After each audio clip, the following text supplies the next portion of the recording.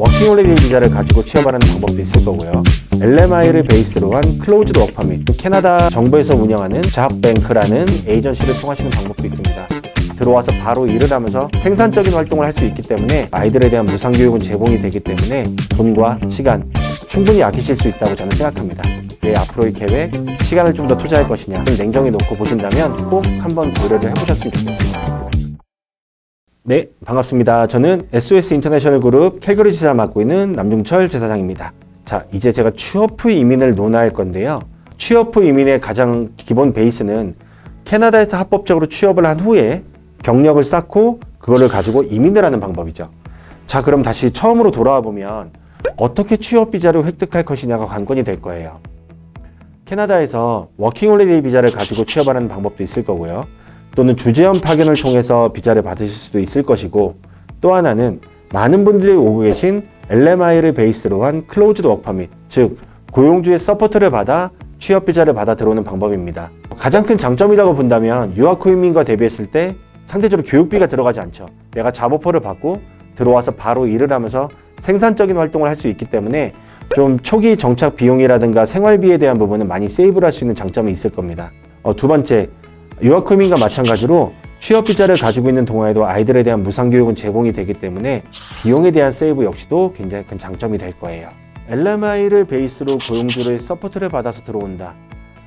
두 가지 케이스로 볼 수 있을 것 같아요. 첫 번째는 어떤 비자가 됐든 내가 캐나다 안에 있으면서 내가 사업장도 직접 보고 내가 인터뷰도 보고 그 다음에 둘의 호흡이 맞아서 내가 이쪽에 지원을 받아 취업 비자를 받겠다.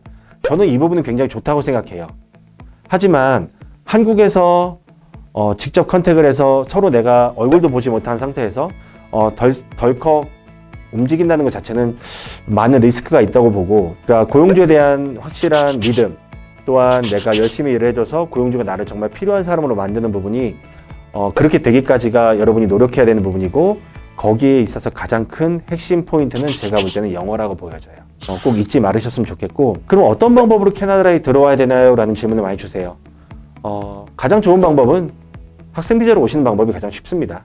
학생비자로 어학과정이 됐든 또는 정규과정이 됐든 들어오셔서 한번 지내보시면서 이렇게 기회를 잡는 것도 좋은 방법이라고 보여지고요.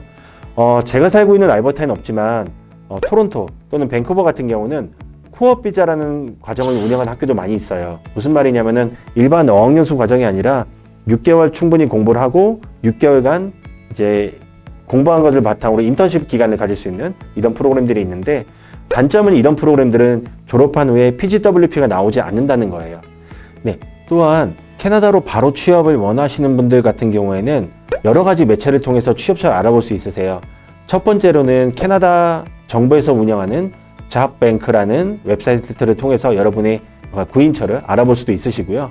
각 교민 사이트라든가 또는 한국의 잡코리아나 이런 사이트처럼 캐나다에도 구인하기 위한 많은 사이트들이 존재하고 있습니다. 그런 곳에 직접 어플라이 하셔서 여러분이 잡오퍼의 기회를 받으시는 방법도 있으시고요. 두 번째로는 이제 저희같이 합법적인 라이센스를 가진 에이전시를 통하시는 방법도 있습니다. 저희 SOS 인터내셔널은 유학원도 운영하고 있고 또 이주공사도 운영하고 있지만, 저희는 알버타 주정부에서 합법적으로 라이센스를 받은 임플로이먼트 에이전시 라이센스 역시 받고 있습니다. 그렇기 때문에 합법적으로 도메스틱 또는 인터내셔널에서 오시는 분들에 대한 이런 고용주 매칭이라든가 임플로이먼트 서비스를 제공하고 있기 때문에 저희 같은 에이전시들을 통해서 한번 구직 활동을 하는 것도 좋은 방법이 될 수도 있습니다. 세 번째로는 제가 한 번쯤 안내드리고 싶은 사이트인데요. 한국산업인력공단에서 운영하고 있는 월드잡 플러스라는 사이트가 있습니다. 그 사이트는 뭐냐면 한국에 있는 인재들이 해외로 나가고 싶을 때 내 이력서나 모든 사항들을 내 인재풀에 올려놓을 수 있는 기능도 있고요. 또는 저희 같은 해외 기업들이 한국에서 사람들을 뽑아오고 싶을 때 그 사이트를 통해서 공고나 아니면은 저희가 이제 뽑고자 하는 그런 계획들을 사이트에 올려서 여러분들이 보실 수 있게 그렇게 준비가 되어 있습니다. 그래서 각 나라별로 또는 각 주별로 또 각 대륙별로 굉장히 카테고리 잘 되어 있기 때문에 저는 개인적으로 월드잡 플러스를 통해서 여러분의 기회를 한번 노려보시는 것도 좋다고 생각하고요. 가장 좋은 게 정부에서 운영하는 사이트다 보니까 좀 믿을만하다는 거예요. 그래서 한번 좀 적극적으로 내가 해외 취업을 생각해보고 싶다라고 하신 분들은 그 월드잡 플러스 꼭 좀 이용해 주셨으면 좋겠습니다. 자, 마지막으로 취업 후 이민을 고려하시는 분들한테 제가 꼭 한번 당부드리고 싶은 말씀이 있어요. 자, 취업 후 이민을 위한 취업, 또 그 취업을 위한 LMI라는 것은 여러분이 캐나다 와서 일을 해도 좋다라는 노동허가서, 그리고 워크퍼밋은 일을 할 수 있는 자격을 주어지는 거지, 그 경력을 가지고 영주권을 신청하는 것은 다른 문제입니다.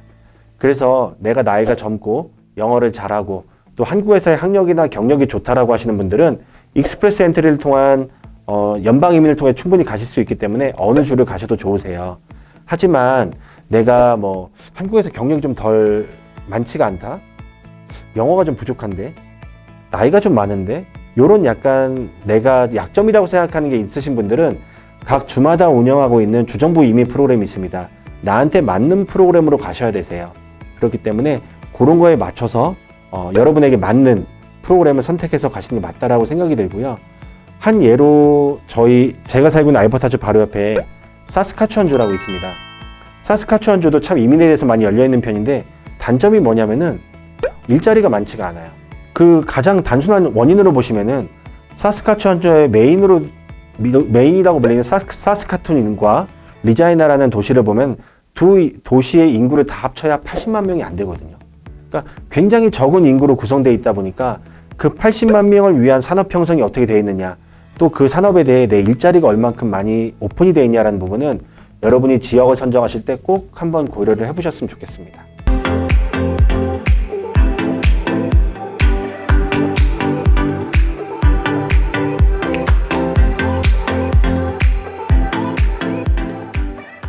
네, 그래서 오늘은 제가 많이 물어보시는 유학 후 이민과 취업 후 이민 어떤 게 더 좋으냐에 대해서 한번 제 개인적인 의견을 말씀드렸는데요.